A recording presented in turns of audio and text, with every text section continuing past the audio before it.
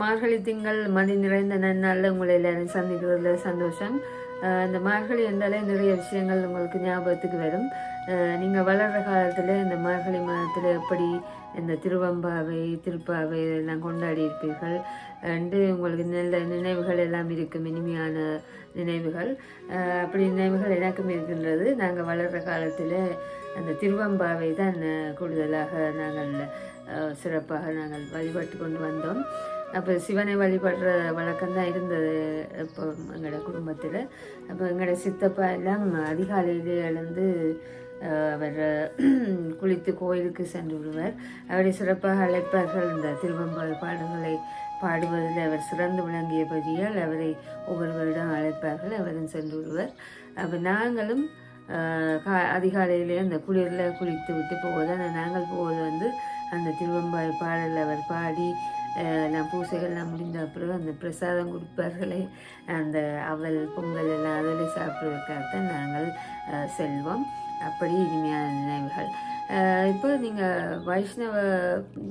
விஷ்ணுவை வழிபடுவதில் பார்த்தீங்கன்னு சொன்னால் ஆண்டாள் சிறப்புகள் இருக்கின்றது இந்த மார்கழி மாதத்தில். இப்போ அவர்கள் இந்த திருப்பாவை அதெல்லாம் படிப்பார்கள் இந்த கோயில்களில் போனீங்கன்னு சொன்னால். அப்போ அந்த ஆண்டாளுடைய வரலாறு ஒரு நல்ல சுவையான ஒரு கதையை ஒன்று சொல்லி, அப்போ அதைத்தான் நான் இப்போ இன்றைக்கி சொல்லலாமன்னு இருக்கின்றேன். ஆண்டாள் எப்படி அவருடைய வாழ்க்கை அமைந்தன்னு பார்த்தீங்கன்றால், அவர் அந்தனர் இருந்தார் மதுரையில்.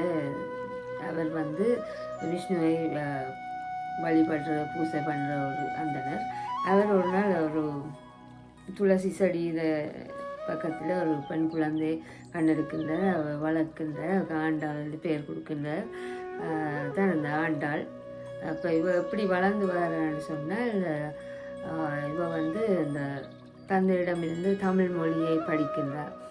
நன்றாக தமிழ் மொழியில் நல்ல தேர்ச்சி பெற்று நன்றாக படிக்கின்றார். அதே நேரம் இந்த விஷ்ணுவின் சிறப்புகளையும் அறிந்து வளர்ந்து கொண்டு வருகின்றார். அப்போ ஒரு விஷ்ணு பக்தியாகவும் தமிழ் மொழியில் சிறந்தவராகவும் வளர்ந்து வருகின்றார். இப்படி இருக்க அவர் அந்த இளம் பருவத்தில் மாலைகள் கோர்த்து அந்த கடவுளுக்கு அணிகிற பணிகளையெல்லாம் செய்கின்றார். அப்படி செய்யக்குள்ள தனக்கு மாலை அணிந்து பார்த்து விட்டு தான் இந்த கடவுளுக்கு கொடுக்கின்றார், கிருஷ்ணாவுக்கு அணிவதற்கு. அப்படி செய்வதை இந்த தந்தை விரும்பவில்லை. ஆனாலும் அவருக்கு ஒன்றும் செய்ய முடியாது, மகள் அப்படியே செய்து கொண்டு வருகின்றார். ஆனால் தந்தை இந்த கனவில் ஒரு நாள் கடவுள் சொல்லுவார், நீங்கள் ஒன்றும் கவலைப்பட வேண்டாம், தொடர்ந்து ஆண்டாள் அப்படியே செய்யட்டும், அப்படியே அணிவிக்கிற மாலைகள் தான் எனக்கு விருப்பம் என்று கடவுளே சொல்லிவிடுது. அப்போ கடவுள் சொன்ன பிறகு எந்த தடையும் தந்தையால் கூற முடியவில்லை. அப்போ ஆண்டாள் தொடர்ச்சியாக அப்படி செய்து வருகின்றார். இப்படி இருக்கும் காலத்தில் ஆண்டாள் அந்த பாடல்களையும் எழுதுகின்றார், தனது அன்பை வெளிப்படுத்துவதற்காக அந்த கடவுளுக்கு. அந்த பாடல்கள் தான் திருப்பாவை என்றும் நாச்சியார் திருமொழி என்றும் பெயர் பெற்று விளங்குகின்றது. மற்றது இவர் அந்த மாலைகள் தொடுத்து தனக்கு அணிந்து கடவுளுக்கு கொடுத்ததால் அவருக்கு சூடி கொடுத்த சுடரொளி போதை என்று அவருக்கு இன்னொரு பெயரும் கிடைக்கின்றது. இப்படி வளர்ந்து வரும் காலத்தில் அவருக்கு திருமணம் பார்க்க தந்தை ஏற்பாடு செய்யும்போது அவர் அந்த கடவுளை மட்டும்தான் திருமணம் செய்வேன், கிருஷ்ணாவை தான் நான் திருமணம் செய்வேன் என்று பிடிவாதமாக இருக்கின்றார். அப்போது தந்தை குழம்பி போயிருக்கின்றார். இப்போது திரும்பவும் கடவுள் கனவில் சொல்கின்றார், அவருக்கும் கவலைப்பட வேண்டாம், அவை மணமகளாக மணமகளாக அலங்கரித்து அவர் கொண்டு வாருங்கள் கோயிலுக்கு, நான் பார்த்து கொள்வேன். அப்போ தந்தையும் அப்படியே செய்கின்றார். அப்படி செய்தவுடன் அந்த கோயிலுக்கு அவர் அலங்கரித்து மணமகளாக கொண்டு சென்றவுடன் அவர் அப்படியே கோயிலுக்குள்ளே சென்று கடவுளுடன் கலந்து விடுகின்றார். அதுதான் அவருடைய அன்பு அப்படியே வளர்ந்து காதலாக மாறிய கதை, ஆண்டாளின் கதை. இந்த கதைகளை பற்றி அடிக்கடி இந்த கோயிலெல்லாம் இந்த திருப்பாவை எல்லாம் படித்து அவருடைய அன்பு எப்படி அந்த வெங்கடேச பெருமாள் விஷ்ணுவுக்கு வெளிப்படுத்தப்பட்டது என்றெல்லாம் கதைகள் இருக்கின்றன. இப்படியாக இந்த கதை மிகவும் சுவாரஸ்யமாக இருப்பதால் இப்படியான நல்ல கதைகளை பிள்ளைகளுக்கு சொல்லிக் கொடுத்து இந்த குளிர்காலத்திலும் அவர்கள் நல்ல சுறுசுறுப்பாக இருக்கிறதுக்கு இப்படியான விஷயங்களை நீங்கள் சொல்லிக் கொடுக்கலாம். காலையில் எழும்பி குளித்து எப்படி சுவாமி கும்பிட வேணும், இப்படியான மார்கழி மாத விஷயங்களை பற்றி நீங்கள் அவர்களோடு கதைக்கலாம். நிறைய கதைகள் இருக்கின்றன, எல்லா மதங்களிலும் இருக்கின்றன. கிறிஸ்தவ மதத்தில் இருக்கின்றது, இஸ்லாம் மதத்தில் இருக்கின்றது, பௌத்த மதத்தில், எல்லா மதத்தில், இந்து மதம் என்று மட்டுமல்ல எல்லா மதமும் சம்மதமே.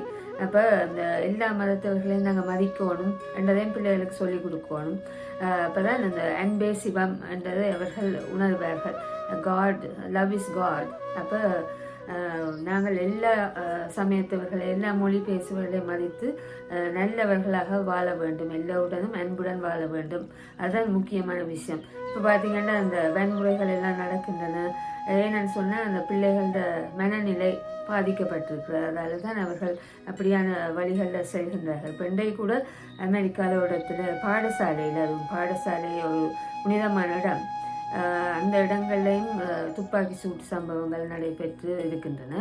அப்போ அப்படி பார்த்தீங்கன்னு சொன்னால் இப்போ ஏன் இப்படியாக நடக்கின்றது? அவர்களுக்கு நல்ல விடயங்களை பெற்றோர்கள், முக்கியமாக பெற்றோர்கள் தான் அவர்களை சரியான முறையில் வழிநடத்தி, மற்றது ஆசிரியர்கள், அப்படி எல்லோருமே அவர்களை நல்ல வழியில் நடத்தினால் இப்படியான மனநிலைகளை பாதிக்கப்பட்டு இப்படியான விடயங்களில் வன்முறைகள் ஈடுபட மாட்டார்கள்.